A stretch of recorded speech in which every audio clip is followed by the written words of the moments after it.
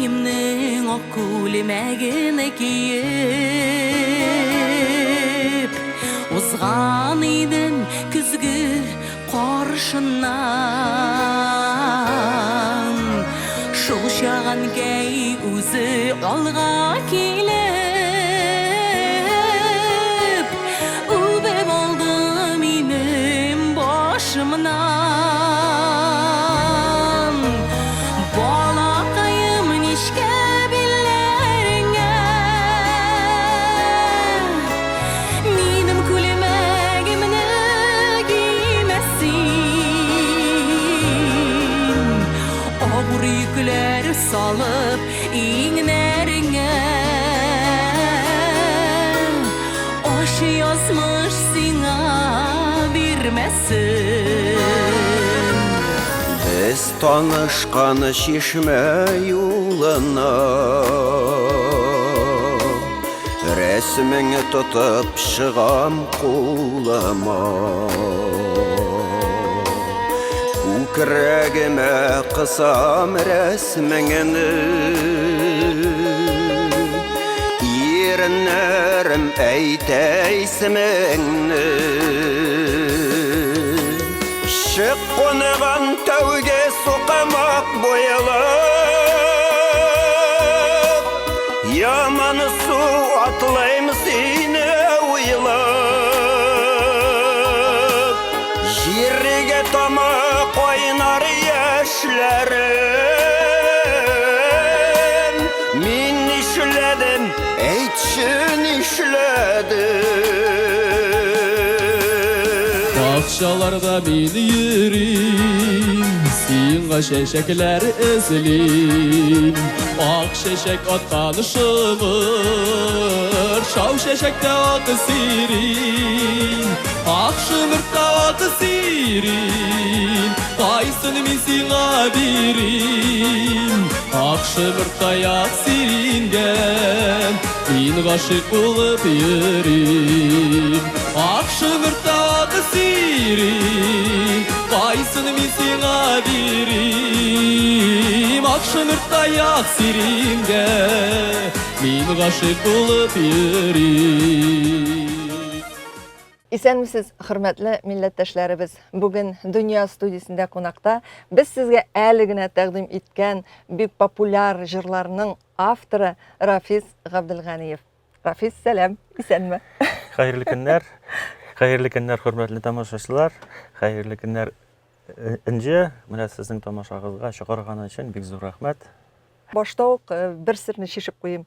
Без синең белән сабакташлар. Без бергә заманында Апас районының Бырнаш урта мәктәбендә укыдык әйбит. Син миннән бер сыйныфка түбәнрәк укыдың, әлбәттә, ләкин без аралаштык, без дуслар булдык. Син Зур Булгайыр авылы егете, мин Әлмәндәр авылы кызы. Менә тормыш шулайрак килеп чыкты. Мәктәпне тәмамлаганнан соң без барыбыз да кошлар кебек очып китәбез дип әйтәбез бит инде чагыштырып карасак. Син үз юлың белән киттең, мин үз юлым белән киттем, ләкин мин менә бик шатмын. Синең уңышларыңны, синең иҗатыңны да, хезмәтеңне дә мин барыбер читтән генә күреп булса да, ишетеп булса да белеп тордым. Ләкин беләсеңме, менә син мәктәптә укыганда да ничектер шундый сабыр гына, тыныч кына, тыйнак кына идең. Һәм инде синең шундый популяр җырларыңны ишетә башлагач, мин беренче карашка хәтта гаҗәпләнеп тә куйдым. Рафис җырлар яза дип. Әйт әле, менә җырлар язуга, җырлар гына түгел, җырларның сүзләрен дә язуга чынлап торып кайчан кирип киттең? Менә сез әйтәсез бит, мәктәптә бик сабыр гына, тыйнак инде. Мин бүген көндә дә сабыр гына, тыйнак кына, Аллага шөкер. Әкрен-әкрен генә, кичкенә генә адымнар белән менә сайлаган юлымнан барам, Аллага шөкер. Шигырьләр, җырлар язу белән, инде мәктәп вакытында ук, мәктәп чорында ук инде шөгыльләнә идем. Менә чынлап җырлар темасына инде соңрак студент булгач, менә гитарада уйнарга өйрәнгәчтен яза башладым беренче җырларны. Менә минем иң беренчеләрдән язган җырны мин язган идем 92 елда. 92 елда беренче булып ул җырны 20 ел узганнан соң Габделфәрт Сафин қолына келіп эләкте дә, менә ул аны шулай башкарды. Нинди җыр? Менә әгәр сез күз алдына китерсәгез, мин нишләдем дигән җыр. Аха. Менә ул 20 ел ул җыр ятты, 20 ел. Шул 20 ел эчендә бәлкем шул бер 10-20 мәртәбә студентлар шул тулай торганда яңгырагандыр инде. Бәлкем дуслар белән утырган бер җирдә яңгыраган булгандыр. Алай зур сәхнәгә чыкканы булмады. Менә мин зур рәхмәт сүзләрен аңа җиткерәс килә. Беренче зур сәхнәгә минем җырны ул алып чыкты. Габделфәрт Сафин, аннан соң инде миндә дә ниндидер бер канатлар барлыкка килде. Кара әле була икән бит дип. Аннан соң инде берничә җырны Салават Фәтхетдинов алып чыкты. Берничә җырны аннан соң Зөһрә Шарифуллина, Бәширә Насирова, Фердинат Саляхов. Бу инде безнең татар эстрадасының танылган артистлары, инде халык артистлары. Аннан соң инде 2008 елда мен Татарстанны бер кат әйләнеп кайтканнан соң Казанга кире әйләнеп кайттым. Менә 94 елда Казаннан чыгып киткән идем.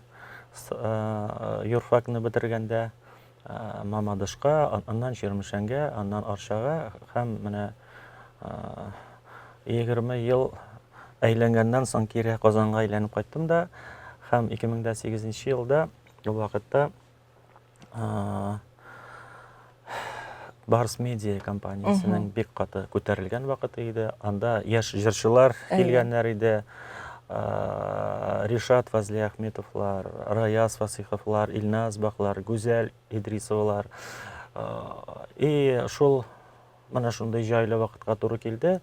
Яңа яшь җырчылар барлыкка килде. Минем язылган, әзерләгән Җырлар бар. Җырлар, материаллар бар иде. Алар ничектер заманына да туры килделәр. Бер яктан теге тәкъдим булды, бер яктан ничектер сорау булды. Менә шул вакытта берничә җырны минем шул халыкка таралып та китте инде. Рафис, менә тыңлап утырам да бит. Син хәзер синең җырларыңны башкара торган безнең татар эстрадасындагы иң популяр җырчыларның исем-фамилияларын атап узасың. Гадәттә, үзенең иҗат юлын башлаганда күп кенә композиторлар, алар әлбәттә үз җырларын кемнәргәдер тәкъдим итәләр. Менә минем җырны җырлап карагыз әле диеп. Уйлавымча, син алай җырчыларны үзең эзләп йөрмәгән бугай. Беләсезме, төрле вакытлар була. Ул әлбәттә инде тәкъдим итеп карыйсың. Һәм аннан соң менә ничек дип әйтергә кирәк. Менә ул бит теләсә нинди җырчыга, теләсә нинди җырны да тәкъдим итеп булмый. Аның өчен инде, мәсәлән, мин үзем тыңлыйм бик күп рус эстрадасын һәм тыңлыйм чит ил эстрадасында. Һәм сәхнәдән бит инде күренеп тора безнең татар җырчылары да кайсыдыр барыбер кемгә дә булса ошатырга тырышалар. Подражать итергә инде. Аларның таләпләре, мөмкинлекләре күренгәч, аңлашыла бит инде аларга менә шундыйрак җыр кирәк, шундыйрак җыр кирәк. Шуңа күрә, әгәр дә инде дөресрәк теге үзең өчен максатларны дөресрәк куйсаң, дөресрәк тәкъдимне дөрес кешегә дөрес вакытта тәкъдим итсәң, бар бит инде история успеха диләр. Монда бит инде син уңышлы булсын өчен бөтен әйберне эшләдең. Анда инде все зависит от случая. Алай итеп, менә минем җырны җырлагыз әле дип алай итеп җалынып та йөргән юк.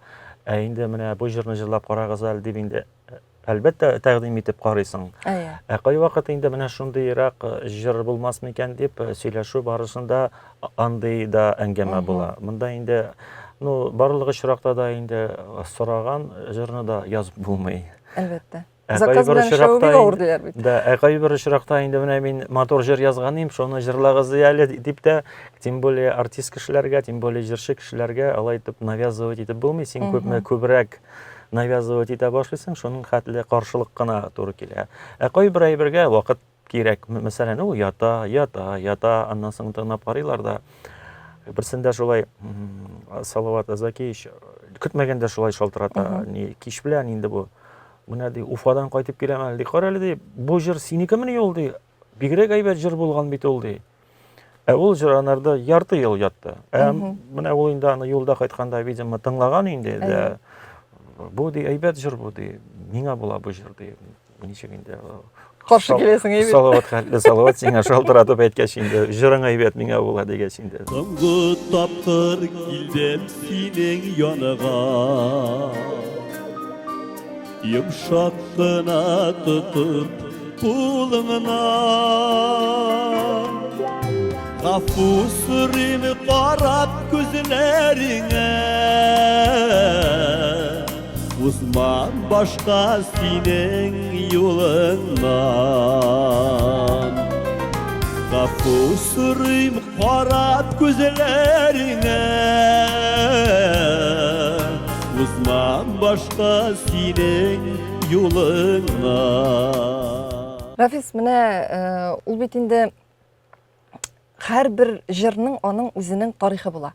Җыр да бит инде ул шигырь дә, җыр сүзләре дә ул ничектер теге юктан бар гына була алмый. Ул синең күңелеңдә ниндидер хисләр ярдәмендә барлыкка килә. Менә мин синең җырларыңны тыңлап карыйм да, әйме, ул җырлардагы сүзләр, алар һәрберсе бер кичкенә генә повесть роман кебек. Яисә бер кичкенә генә бер фильм кебек. Ул чынлап та шулай. Алар ничектер гади, шул вакытта алар сине уйландырырга мәҗбүр итә. Бу инде мәхәббәт турындагы җырларга карасак та шулай ук, синең туган якка, туган җиргә, әниләргә багышланган җырларың да бар. Әле синең бик матур сәяхәтче буларак таулар белән бәйле, тауларга багышланган бик матур җырың да бар синең. Гомумән, син үзең менә шушы иҗади хисне кайсы вакытта тоясың? Һәм ничек язасың? Беренче шулай җырлар яңгырый башлагачтан инде, кешеләр белән сөйләшәсең бит инде. Уны ничек, кешенең фикерләве ничек? Менә син бу әйбер турында язгач, син бу әйберне инде үзең кичергән кебек. Әйе, гадәттә шулай кабул итәләр. Гадәттә шулай кабул итәләр. Нәрсә дип әйтәс килә? Менә иҗат кешесе дип саныйм мин үземне. Иҗат кешесе ул беренчедән ул күзгө. Мәсәлән, менә без бит инде барыбыз да кешеләр белән аралашабыз. Мәсәлән, кем беләдер сөйләшәсең, төрле вакыйгаларны ишетәбез. Да, ниндидер мәгълүмат аласың. Кемнекен тыңладың да инде, ой, булай икән дисең дә инде икенче көнне оныттың инде. Или мәсәлән, кемнедер инде менә шулай җәлләп җибәрдең инде дә, 3 көн җәлләп җирдең дә инде тагын оныттың инде, әйме? Әгәр дә инде кеше белән әңгәмәгә, кешенең нинди дә булса бер вакыйгасына, бәлки тормыштагы, җәмгыятьтәге берәр вакыйгага башка төрлерәк творческийрак, менә шундый иҗадыйрак карасаң, аның нәтиҗәсе дә башка төрлерәк була. Мәсәлән, менә сез дөрес әйтәсез, һәрбер җырны инде ул минем, беләсезме, мин бит шигырендә кийиндә үзем язгачтан, мәсәлән, башка төрлерәк минем мөнәсәбәтем, мәсәлән, мин улай бер-берне күп уйлап йөрим, ничек тә булса, менә теге үземчә тасвирларга тырышам, үземчә бәя бирергә тырышам. Мәсәлән, минем әткәй дигән бер җырым бар, аны башкара Татарстанның халык артисты Рөстәм Асаев. Ул җырның тарихы, минем достым бар, Ширмешән районыннан. Ул үзе тумышы белән, менә аның язмышы бик шундый аянычлы да, кызыклы да. Ул күп балалы гаиләдә туган, 8нче бала булып туган ул. Ул туган, әтисе үлгәннән соң 2-3 көн узгачтан. Әтисе инде аның шул авырый торган булган, инде үзенең көннәрен санаулы икәнен белгән, күршесе белән гел сөйләшә торган булган. Менә инде ничек тә булса күрәсе иде шушы баламны инде, аннан соң инде китсәм дә ярый дип. Бик аянычлы әйбер бит инде менә бу. Мин бу хәлне ишеттем, тыңлап утырдым инде дә, ничектер ул әйбер күңелемнән китмәде минем бердә. Менә ул әткәй дигән җыр, ул минем турында түгел, ул менә шушы җегет турында име, бәлкем тыңлаган башка кешеләр турындадыр. Куенда серләр дәфтәрендә синең соңгы сурәт рәсемдә Бәк минеке төсле көлүләрем әткәй минем кебек яшында Нинди уйлар уйлап гомер иттем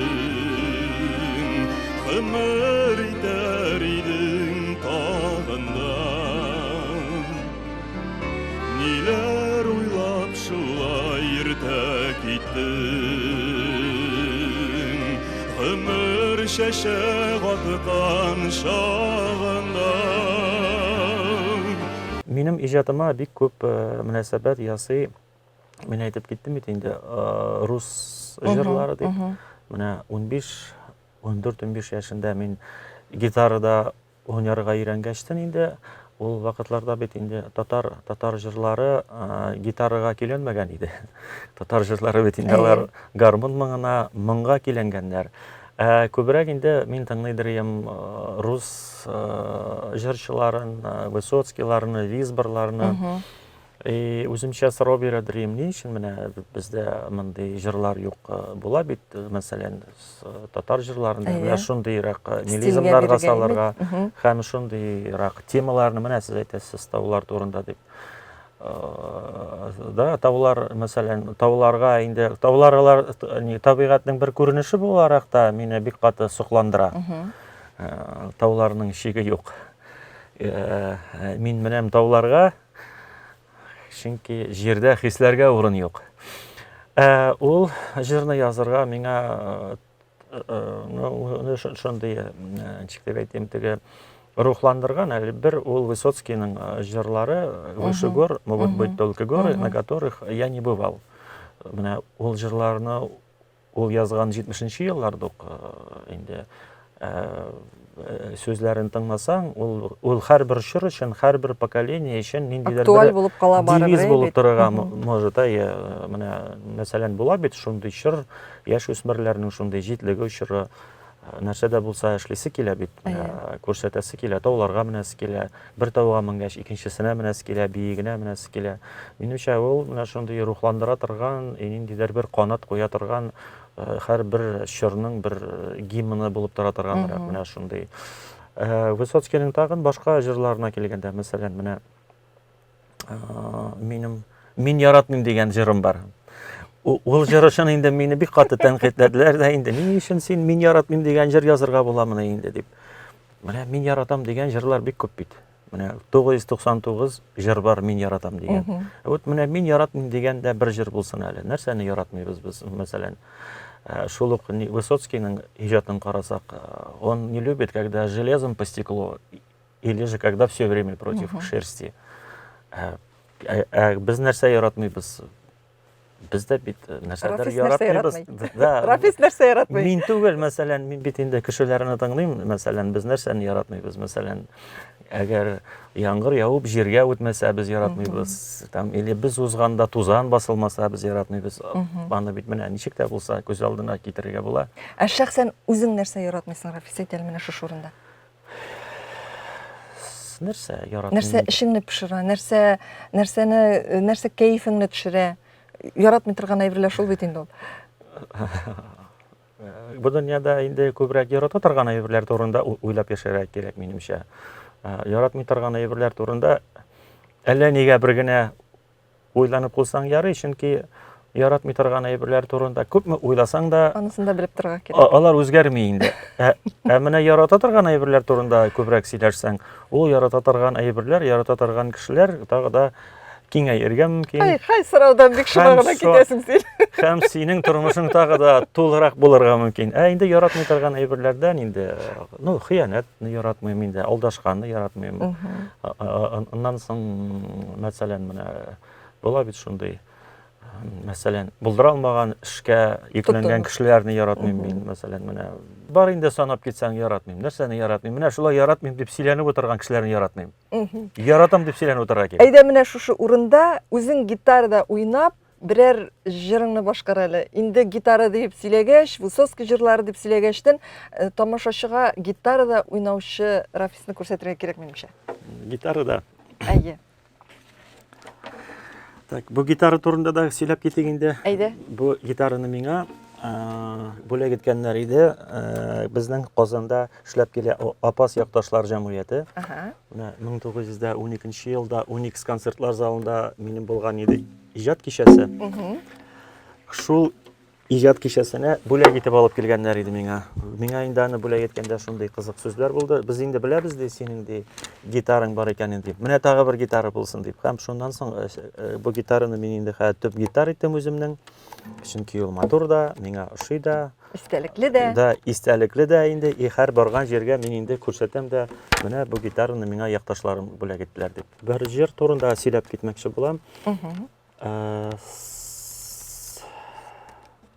Сагынулар көчәя тагында дигән бер җыр язган идем мин. Аны язган идем мин 2021 елда. Бу җырны без ул городской романс стилендә, беренче тапкыр Фердинанд Салаховка мин ул җырны тыңлатып күрсәттем дә, бу җырны бирә кирәк җырларга, хатын-кызларга, менә бирәбез шушындый кызга дип инде, ул минем студентка дип, ул сразу миңа инде. Мин Үзе тәкъдим итте. Мин киңәшәм, чөнки мин бит инде белмим, язганда бер киңәшәм, язып бетергәч бер киңәшәм, ничегрә икән дип, кемгә биреп карарга дип. Һәм без бу җырны ясадык, матур иттереп, җыр иттереп, матур клиплар белән, Айгөл Гардисламова белән. Һәм бу җырны без тәкъдим иттек Яңа татар җыры конкурсына. Яңа татар җыры конкурсында ул узды, ошады, финалга чыкты һәм финалга чыккач кына бу вакыт эчендә безнең Айгөлебез кияүгә чыкты, фамилиясен дә үзгәртте һәм бала табыр вакыты җитте дә финалга килә алмады. Финалга килә алмады, җыр бит инде чыкты. Хәзер нишлибез инде? Хәзер бу нине оештыручылар конкурсны инде нишләтәбез хәзер җырны дип инде. Бу җырны гала концертта башкарды икенче Айгөл Бариева башкарды бу җырны. Шуңа күрә хәзер бу җырның ике башкаручысы бар. Айгөл Бариева һәм Айгөл Гардисламова. Мин аларның икесенә дә зур рәхмәт сүзләрен җиткерәсе килә. Бу җырны тамашачыларга танытканы өчен, күрсәткәне өчен.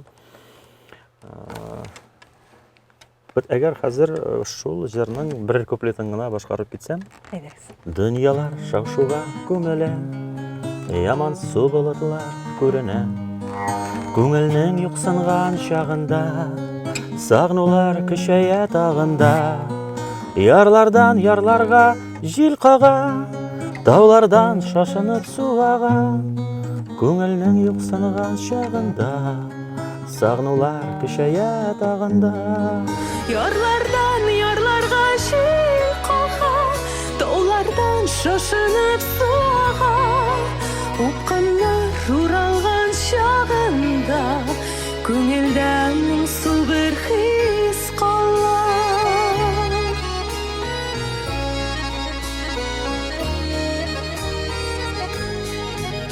Алланың читендә ак томан, сукмаклар өстенә чыккан, күңелнең иннечкә кылларын шаяртып син таратсын сыман. Йөрәктән йөрәккә ут каба, күңелдән шашынып моңага, упкыннар уралган чагында, сагынулар көчәя тагында. Рафис, бик матур җыр. Менә шушы уңайдан сорап куйым инде. Гомумән, санап караганың бармы? Ничәләп җырың бар инде? Күп түгел. Менә мин аралашам бит инде язучылар белән дә, шагыйрьләр белән дә, җыр язучылар белән дә кайсы әйтә. Менә мин 2000 яздым, 200 яздым ди. Менә мин әгәр дә минем иҗат гомерен инде 40 ел дип санасаң, менә 12-14 яшымда язган шигырьләрендә уталсаң, 40 ел эчендә, наверное, мин шул бер 40лап җыр язганмындыр инде. Ашыкмыйм да, әле быел бер генә җыр язып торам. Николай, илһам килмиме? Юк, ул шулай килеп тә чыга бит инде. Бер елга бер җыр бик әйбәт ул. Бер елга бер җыр, кая бит вакытты да кирәкми, ашыгырга да кирәкми. Менә шулай чарасы килеп чыкканда, күңеле менә шулай мөмкинлеге килеп чыкканда, кайбер җырларны, мәсәлән, минем бар, мәсәлән, шундый җырлар, алар 2 тапкыр башкарыла. Мәсәлән, алар дуэт белән башкарыла торганда бар, һәм бер генә төрле итеп башкара торганда бар. Менә мәсәлән, минем бер җыр, Син бер ярда, мин бер ярда дигән бер җыр бар, аны тамашачылар белә инде. Ул җырны башта алып чыкканнар иде сәхнәгә Гүзәл Идрисов белән Рөстәм Закиров. Әле теге заманда алар дуэт белән җырлыйлар иде. Аннан соң Гүзәл Идрисова кияүгә чыкты, Илназ Бахка, гаилә төзеләр алар. Ул җырның эчтәлеге ул гаилә җыры түгел. Син бер ярда калдың, мин бер ярда, арабызда упкын суага. Ул җырны алар җырламыйлар бит инде. Аларга җырлатып та булмый инде. Ул эчтәлегенә дә туры килми. Тамашачы уйлый башлаячак буларның гаиләсендә нәрсәдер бар чыкмады дип. Шуңа аннан соң без ул җырның сүзләрен әзрәк төзәттек тә, Салават Закиевич аны башкарды. Ул мындай теге сольный номерга да бик әйбәт бара торган җыр. Инде мәсәлән кайбер менә шундый чараларда инде дуэт итеп башкарсаң да була. Хәзер без ул җырны менә минем быел чираттагы буласы иҗат кичәсенә тагын дуэт итеп яздырырбыз дип торабыз, Алла бирсә. Чөнки тамашачыларга дуэт җыры күбрәк ошый. Чөнки дуэт җырлары сирәк бит. Тәэсирлерәк кабул да ителә инде җырлар. Дуэт җырлары хәзер сәхнәдә күп очрый, бер яктан караганда, алар күбесе шундый күңелле җырлар. Син мине яратам, мин сине яратам, шундый ярак. Бу инде башка төрлерәк, бу әзрәк театрализованный да. Бу әзрәк шундый күңелне әзрәк шундый сызландыра торганрак та инде. Менә тамашачыларга тәкъдим итеп китик. Инде Рафис менә шушындый бик матур дуслар өчен дигән үзеңнең җырлар җыентыгын чыгаргансың икән әйме? Флешка белән заманча итеп. Ни өчен дуслар өчен? Бу дуслар өчен генәме?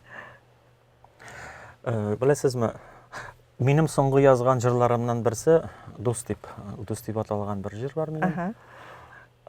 Дус, син минем дус, күңелләргә җылы бирә шушы бер сүз. Чынлап та мин менә Татарстанның төрле районнарында торырга туры килде. Күп җирдә күп дусларым барлыкка килде, Аллага шөкер. Бүгенге көндә дә күбесе белән дус буларак та, гаилә дуслары буларак та без бергә аралашып яшибез. Аннан соң мин үземнең иҗатымны алай теге киң тамашачыларга алай бик таратырга тырышмыйм, күбрәк дуслар белән күбрәк аралашканда. Менә кайбер җырларны мин үзем җырлыйм, сәхнәдә җырлаганым юк. Менә дуслар белән җыелышканда инде ул кагыйдә буларак инде обязательно инде мин анда бер җыр башкарып китәм, чөнки дусларга гына. Менә бу җыентыкны да быел чынлап та менә дуслар өчен дип аталган бер мәҗлес, шундый бер тамаша ясарга дип хыялланып йөрим. 27 сентябрь көнне Сәйдәш мәдәният үзәгендә.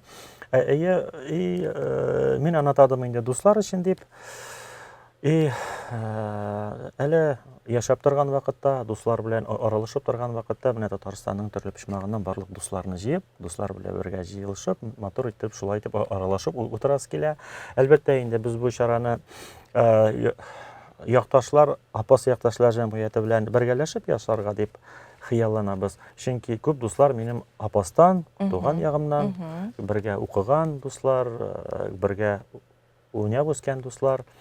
Менә шундый якташлык җәмгыяте белән бергә җыелышып, менә шундый бер чара ясарбыз дип торам, алай берсә. Бу җыентыкны ясарга миңа булышты Аксу студиясе, Рөстәм Сәрваров, аларга да бик зур. Бик матур фотолар да тупланган анда. Рәхмәт сүзләрен. Монда инде дуслар дигәч, монда күбрәк иҗатташ дуслар. Монда күбрәк кемнәр белән без аралашабыз, бергә җырлар ясыйбыз, кемгә шигырьләр ясыйбыз. Монда инде флешкасында минем җырлар җыентыгы бу сатуда юк. Сатуда юк, аларның берсе дә сатуда юк. Мин моны инде дусларга бүләк дип кенә бирәм, истәлек өчен генә. Дуслар өчен. Аның әле шундый нәрсәсе дә бар, менә шундый теге көлкесе дә бар. Ни өчен болай итеп ясадың дигәч, мин әйтәм, сезгә бу флешканы бирәм бит инде, сез флешкасын машинагызда тыңлыйсыз, монысын тотып атасыз инде. Бу кирәкми бит инде. Менә әгәр дә монда сезнең фотогыгызны әйтәм, сез куйсам, сез аны әйтәм ташламыйсыз инде. Сез аны сервантыгызга алып кайтып куясыз, шунда торачак инде ул дип. Барсы да алдан уйлап эшләнделәр, Рафис. Менә бу мөгаен монсы инде ниндидер теге профессиональ шушындый нәрсә белән бәйледер сезнең, әйме? Прокурор булып эшләгән кеше барсында алдан уйлап, бер адым алга барып уйларга тиештер. Шул сыйфат саклана торгандыр мөгаен, әйме? Юктыр дип уйлыйм. Юкмы? Мин туган сентябрь айында, мин туган үлчәү билгесе астында. Аха, шул үлчәү белән генә бәйлибез. Да, гомумән инде, гомумән үлчәү астында туган кешеләрне инде аларга бик яхшы бәя бирмиләр. Аларның менә тормышка шундый прагматичный караш, пытаться теге алданрак теге күрәзәчелек, ниндидер булса взвешенный подход кебегрәк ул инде бары чиракта да өзен үзе акламый, чөнки кайбер әйберләр чын күңеленә барып чыкмый. Это считается как твой расчет. Син бит инде моңа планлаштырган кебек. Без бит инде яратабыз, бөтен әйбер чын күңелдән булсын, көтмәгәндә булсын, шаккаттыргыч булсын кебек. Кызганычка каршы миндә андый әйбер юк. Вот. Алай булгач, Рафис, менә мондый сорау да бирим әле. Гомумән, син тормышта нинди кеше? Син романтикмы, реалистмы? Менә җырларыңны тыңласам, мәсәлән, мин сине уйлыйм, ой, бу нинди романтик дип әйме. Ә менә синең прокурор булып эшләгәнеңне искә төшерсәм, мин уйлыйм, юк, бу реалист, бу романтик була алмый дип. Хәзер таба алмыйм инде. Менә үземнең шигыремнән берничә җул бар иде минем турыда. Усал да була беләм мин, юаш да, ак та була беләм, кара да. Кара булсам мине аклама, ак булганда мәңге ташлама. Шәпсезләр. Менә әгәр дә кемгәдер туры килсә, нәкъ тормыштагы кебек. Усал да була беләм, юаш та, ак та була беләм, Димәк, кара да. син романтик та була беләсең, син реалист та була беләсең. Әлбәттә. Әлбәттә. Рафис, Реалист кына булып яшәсәң күңелсез, романтик кына булып яшәсәң бер дивана кебек гел авызыңны җырып йөрергә кирәк. әйе. Ансы да бар. Шәп фикер. Рафис, менә иҗаттан әйдә, үзең дә менә әйтеп үттең, якташлар җәмгыяте турында бит. Мин беләм, син Апас якташлар җәмгыятендә шулай ук бик актив әгъзаларның берсе бит. Гомумән, ул бит инде якташлар төшенчәсе ул төрлечә булырга мөмкин. Якташлар ул сиңа үзеңә кирәк вакытта гына куллану, файдалану якташлардан мөмкин әйме? Якташлар ул синең гомумән ниндидер үзенә бер төрле менә шундый бурычың, үзеңнең туган җирең, туган авылың, туган ягың дип уйлаганда әйме? Якташлар ул синең ниндидер бер нинди дә нәрсәдер аннан өмет итмичә, бары тик шушы үзеңнең туган җиреңә, туган янга, туган районыңа хезмәт итү. Төрле вариантта булырга мөмкин. Ни өчен син якташлар җәмгыятендә менә шушындый актив эшчәнлек алып барырга уйладың? Синең максат нәрсәдә?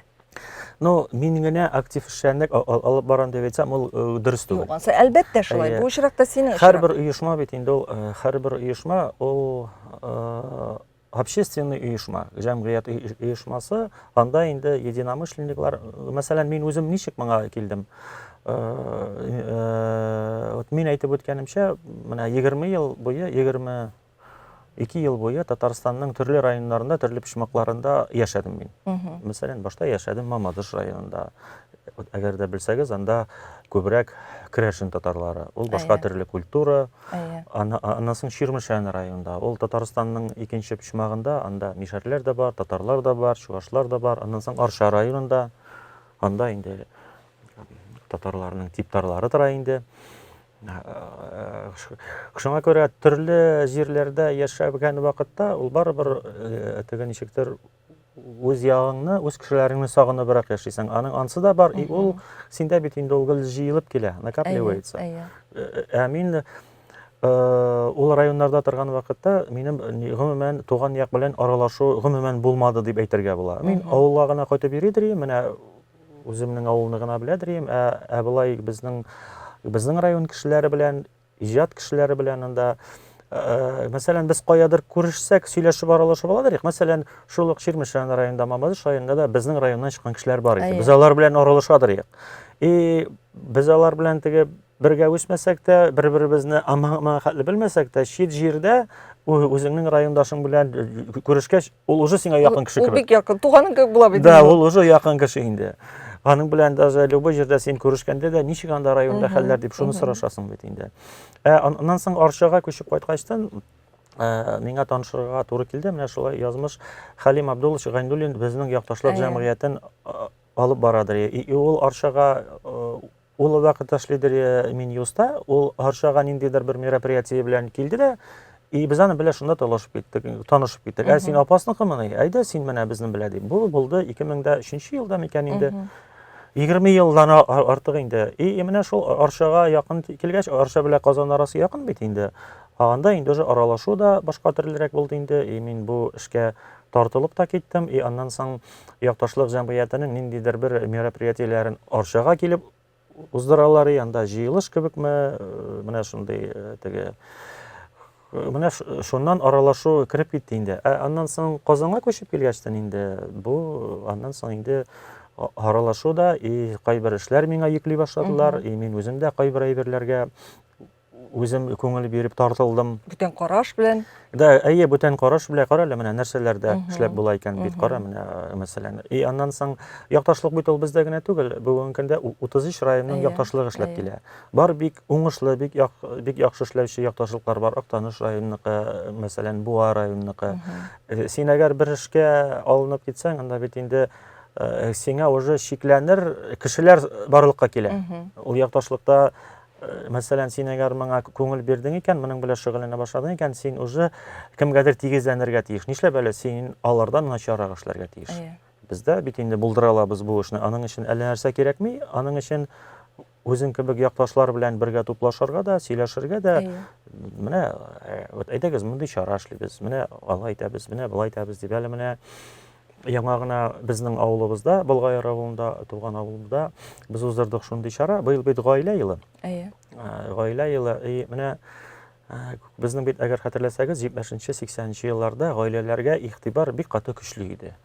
Һәрбер авылда, кичкенә генә авыл булсын, анда 5 бала тапкан әниләрне 6-7 бөтенесенә дәүләт ягыннан игътибар бар иде. Мәсәлән, без шундый берничә төркем кеше белән инде шундый карар кылдык. Әйдәгез, менә без безнең авылда туып үсеп, күп балалы гаиләләрнең тарихларын табабыз. Килеп чыкты, безнең менә кичкенә генә Болгай авылында да 27 әни, 27 орденлы әниләр бар. Бу 24 аларның 7дән артыграк бала тапканнар, 7 бала тапкан әниләргә бирә торган булганнар ана данының 3нче дәрәҗә ордены. Инде 10 һәм 10ннан күбрәк бала тапканнарга бирә торган булганнар герой ана ордены. Менә алар безнең авылда 27 әни булып чыкты. Аларның берсе бер исән түгел. Кызганычка каршы күбесенең йортлары да уже юк, нигезләре дә уже юк, балалары төрле җирдә яшиләр. Без аларны бөтен Татарстан буенча эзләп табып, аларның фотоларын табып, аларның орденнарын, медальләрен табып, барысының да тарихын таптык та инде.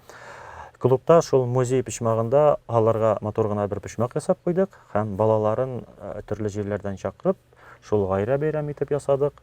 Шул форсаттан аннан соң файдаланып, менә авылда бүген көндә берничә буын авылда бүген көндә яшәп, безнең авылның тотнагы булган гаиләләрне билгеләп уздык һәм балаларга да игътибар ясап, балалар өчен сабан туйлар ясап, менә шундый бер күңелле бәйрәм. Бит инде менә авылның тулы бер тарихы дигән сүз. Әгәр дә шуны искә төшереп, әгәр дә шуны эшләмисең икән, Рафис онтыла бит инде.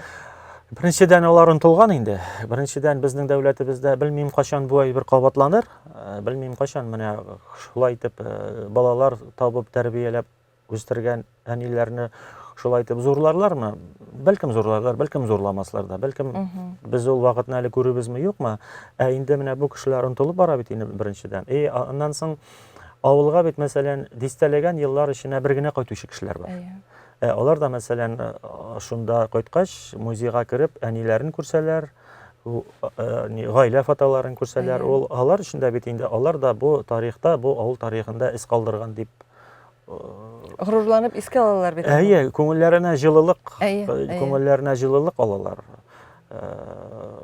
Менә безнеңчә менә якташлык җәмгыятендә эшләнгән бер проектларның берсе. Шәһәр шау-шуларын ташлап китәм. Шәһәр урамнары миңа тар.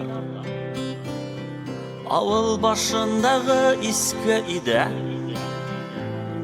Минем үшін һәр шақ урын бар Авыл башындағы иске иде Минем үшін һәр шақ урын бар Үйнең үш яғында үш тәрәзә Берсе қарый урам яғына Ойнар идем урам тузанында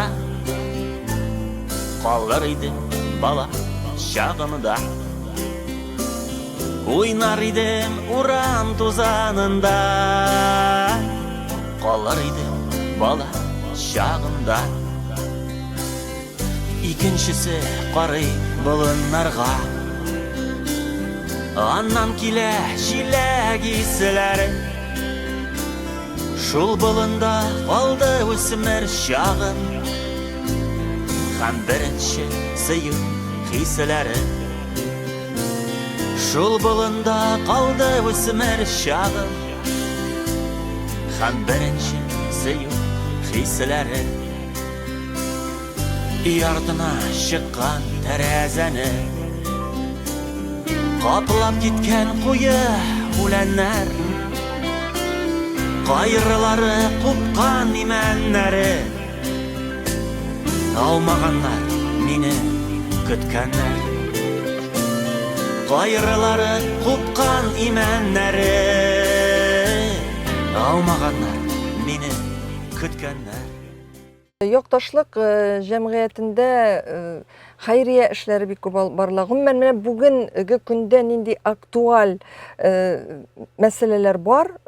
Апас якташлар җәмгыяте ул мәсьәләләрне барсында күтәрергә тырыша, барсында да актив катнашырга тырыша. Бу бит инде теге социаль челтәрләрдәге төркемнәрдә дә күренеп бара, эшләнеп бара.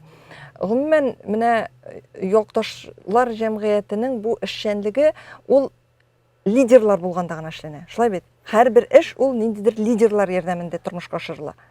Беләсезме, менә безнең якташлык җәмгыятенә яңа көч кереп китте.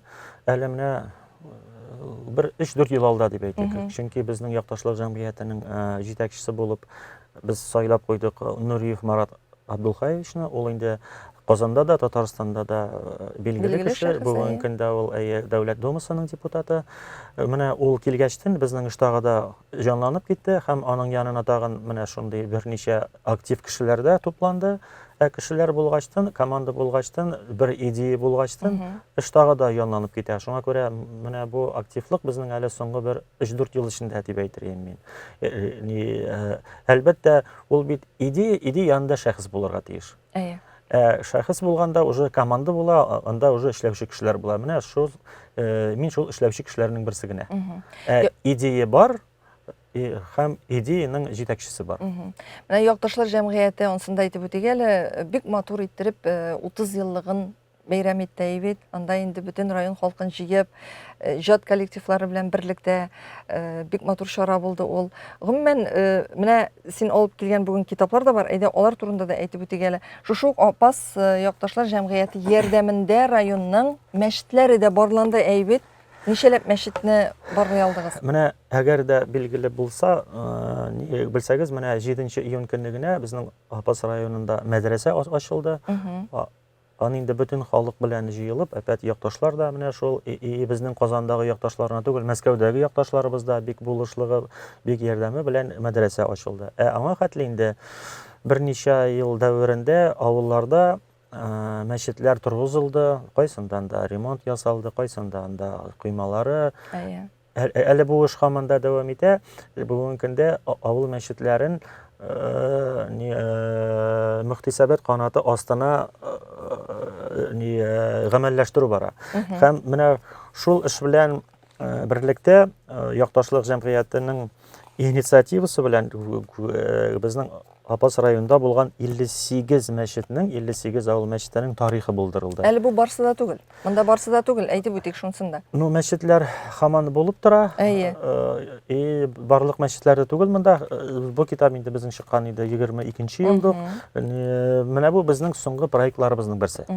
соңгы проектларыбызның берсе, бу инде китап. Моны ясаучы безнең якташларыбыз опять Хәмзә Бәдретдинов белән Рамис Нугманов. Хәмзә Бәдретдинов инде ул безнең районыбызның танылган журналист Истабар, Рамис Нугманов инде ул безнең музей җитәкчесе, шулай ук Безнең укытучыбыздай бит әле ул. Истабар, журналист ул инде менә алар бу китапны булдырып калдырлар. Бу тарих. Әйе, бу әлбәттә тарих. Бу инде без менә моны булган җирдә таратабыз, мәчетләргә дә бирәбез, даже чит илләргә чыкканда да, менә мөселман илләрдән чыкканда безнең якташларыбыз бу китапларны алып чыгалар. Саудовский Аравиядә дә, Дубайда да, бөтен җирдә алар бу китапларны биреп калдыралар, мәчетләрнең музейларында булсын дип. Туган авылыңда да еш буласың, туган авылыңда да бит бик күп матур эшләр эшләнә, якташларың белән бергәләп әйме. Анда да бит әле, әгәр дә синең белән шул ук үзең әйткәнчә идеяны күтәреп, бергәләшеп эшли торган, күмәкләшеп эшли торган кешеләр булса, шул ук эшләргә авылдашлар да кушылса бит. Менә шул очракта авыл чынлап та ул яши. Бүгенге көндә безнең авылда халыклар, кешеләр бик актив.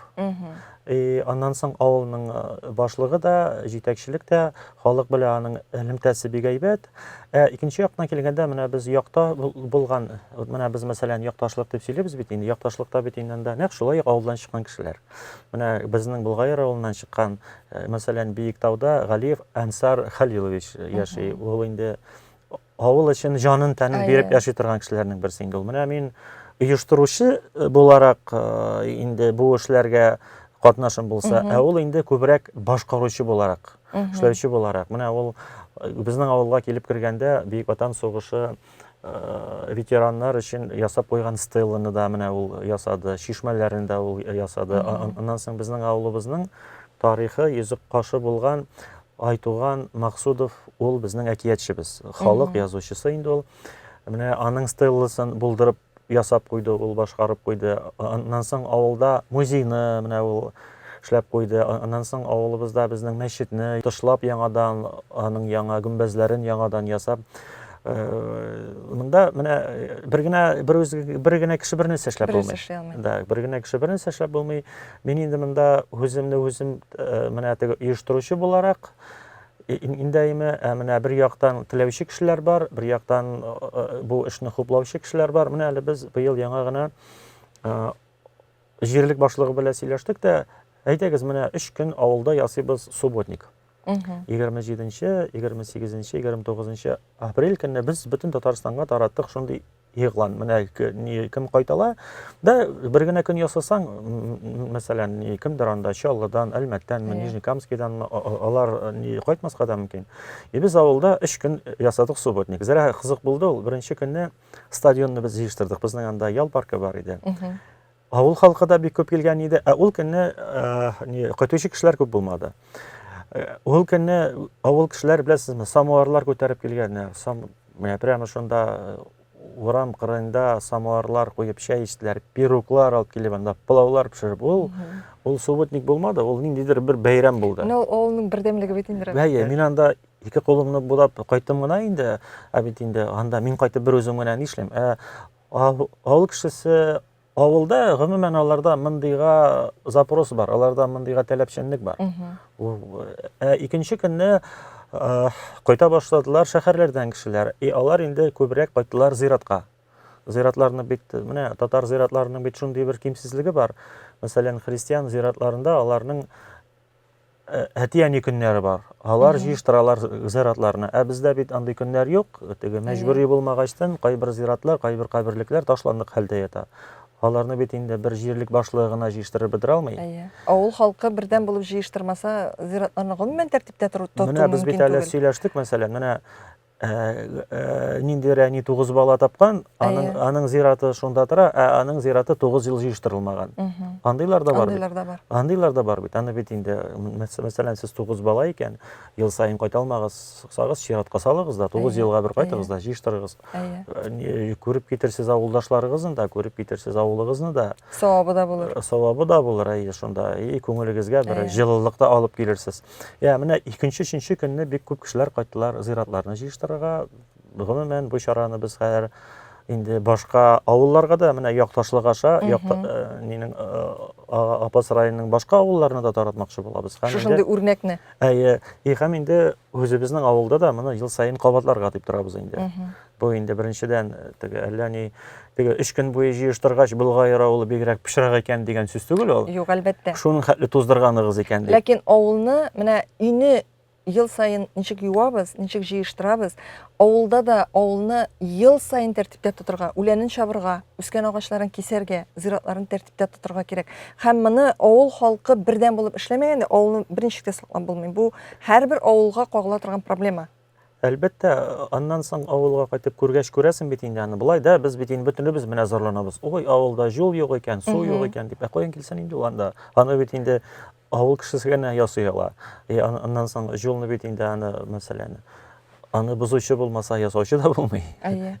Аны ясагачтан инде кемдер мәсәлән кайтып китә, күреп китә, анда кемнеңдер ярдәме була, анда мөмкинлеге була.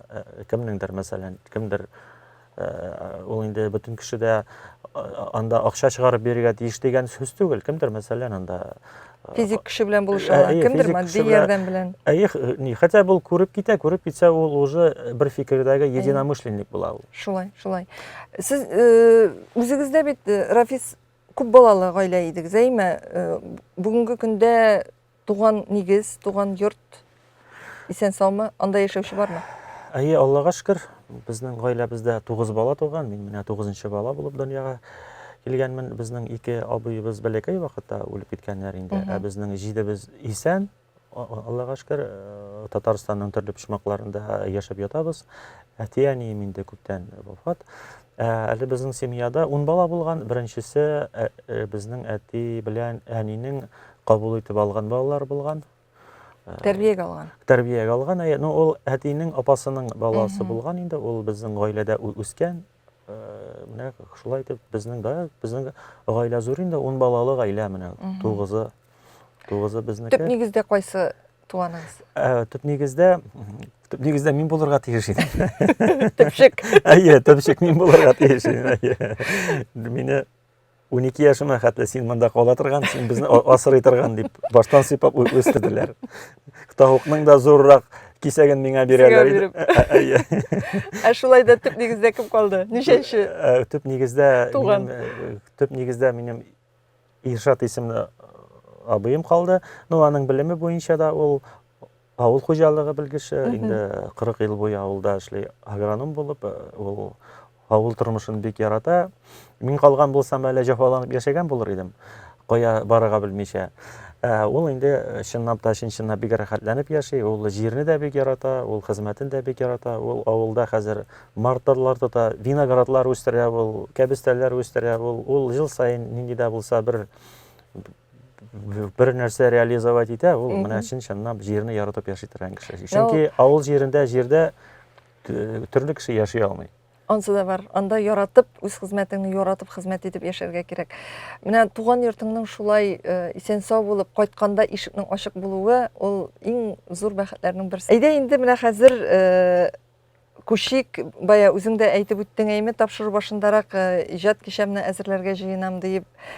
Менә дусларыңны җыеп, әлбәттә анда тамашачылар да синең иҗатыңны яраткан, синең белән аралашмасалар да иҗатыңны яратып йөрүче кешеләр дә килер. Менә бу иҗат кичәләре оештыру бүгенге көндә гомумән популяр артистлар өчен дә ул берничә артист кына бездә концертларын оештыралар, курыкмыйча алар беләләр, залга тутырып киләләр. Инде менә теләсә кайсы иҗат кешесе өчен заманасы шундый, ул андый чараларны оештыру ул катлаулы да, ул матдияттан да авыр, кеше килерме дигән курку да бар. Әйме, Рафис Габделганиев ни өчен үзенең кабат иҗат кичәсен оештырырга уйлады? Нәрсә әйтергә тели ул? Быел январь айында шундый бер вакыйга булды. Көтмәгәндә диярлек миңа шалтыратылар ТНВ каналыннан, әйтәләр инде. Менә әйдәгез, нигә чакырабыз без сезне, капка төбе тапшыруына, и без менә яңа формат хәзер уйлап чыгардык. Килегез үзегезнең иҗат дусларыгыз белән дип. Минем әле бу ел башы гына, әле минем бу елга башка төрле планнарым гомумән. Андан соң мин бер-ике көн уйландым инде дә, менә кемнәр белән мин яралашам, сөйләшеп чыктым инде барсы белән дә, артистлар белән инде дә. Күбесе әйтә, әйдә киләбез, нишләп килмичә, матур гына әйтеп эшләп җибәрәбез дип инде. Бу тапшыруны Җавид Шакиров алып бара, Капка төбе тапшыруын, без атадык инде аны ни дип, Рафис Габделганиев үзенең иҗатташ дуслары белән дип. Сценарийында без аны шулайрак итеп төзедек. Капка төбендә җыелышып утырдык, минем җырларны гына җырладык, минем шигырьләрне генә сөйләдек шулай. Бу программаны оештырганда ул шундый матур гына булып узып китте, аның атмосферасы да шундый күңелле генә иде. Аннан соң ул тапшыру кысаларында килгән җырчылар берәр генә җырладылар. Аларның кайсында 3 җыр бар, кайсында 4 җыр бар. Алар әйтәләр, нишләп без бер генә җырлыйбыз моны дип инде. Аннан соң шунда чәй ичеп утырганда инде сүз булды. Әйдәгез менә ясыйбыз. Иҗат кичәсе. Зоррак итеп ясыйбыз дип иҗат кичәсе дип. Аннан соң мин тагын шул бер аратна уйланып йөрдем инде бу идея белән дә. Аннан соң тапшыру чыкканны көттем. Тапшыру чыкты инде дә.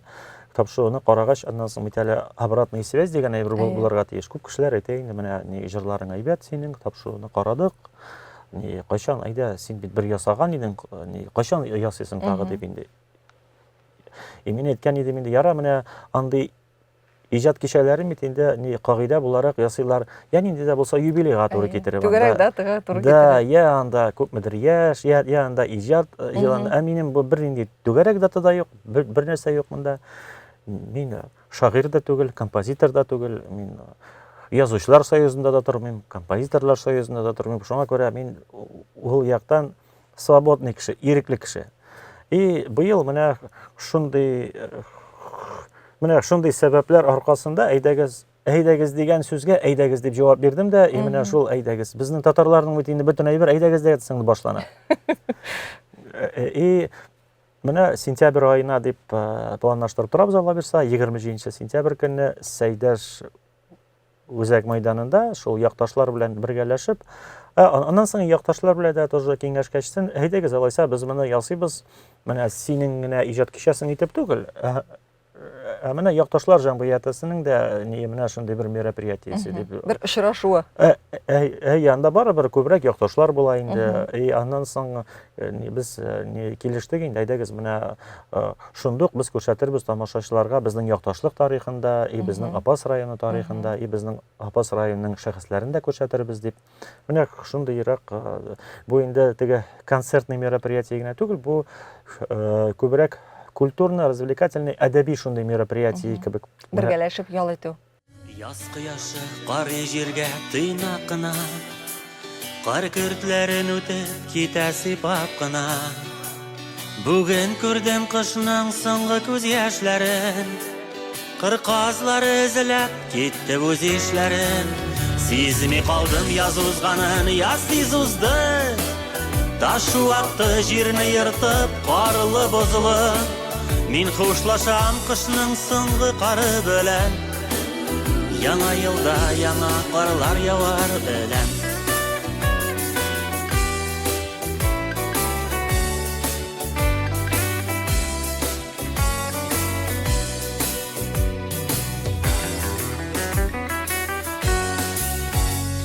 Балкыртлары үбә сары чәчкәләрне, болыннарга әлләнче чәчкәннәрме. Арыш кыры буйлап йөгерек дулкын чаба, тагын бер җәй акрын гына узып бара. Сизми калдым җәй узганын, җәй тиз узды. Кай арада тузганаклар җилдә тузды. Мин хушлашам җәйге матур көннәр белән. Яңа җәйдә яңа көннәр туар белән. Мин хушлашам җәйге матур көннәр белән. Яңа җәйдә яңа көннәр туар белән. Иҗади шишмәң саекмасын. Киләчәктә дә әле матур берсеннән-берсе матур җырларны иҗат итеп халкыбызга бүләк итәргә насыйп булсын. Гомумән синең тормышыңда бары тик матур мизгелләр күп булсын. Мин горурланам синең белән. Мин үземнең шушындый сәләтле якташым, сабакташым булу белән чын күңелдән горурланам. Чын күңелдән әйтәм мин сиңа моны. Бик зур рәхмәт бүгенге тапшыруда менә шушлай ачыктан ачык үзеңнең күңелеңдә булган уйларыңны сөйләгән өчен. Соңгы очрашуыбыз булмасын. Әле юбилейларың булып, шул юбилейлар уңайыннан да очрашып, синең уңышларың турында менә шулай тамашачыга җиткерергә насыйп булсын. Бик зур рәхмәт сиңа. Алла бирсә. Бик зур рәхмәт җылы сүзләрегез өчен. Һәм тагы да аеруча сезгә зур рәхмәт сүзләрен дә җиткерәс килә. Сез менә Татар конгрессында зур эш башкарасыз. Безнең кебек кешеләрне барлык татар дөньясына танытасыз. Бик зур рәхмәт. Сезгә аның эчендә менә безнең кичкенә генә башкарган эшләребезне сез шундый зур итеп, дәү иттереп, мотор итеп бизәкләп күрсәтә беләсез. Бик зур рәхмәт сезгә. Рәхмәт бик зур. Эшләрегездә уңышлар сезгә теләп калам.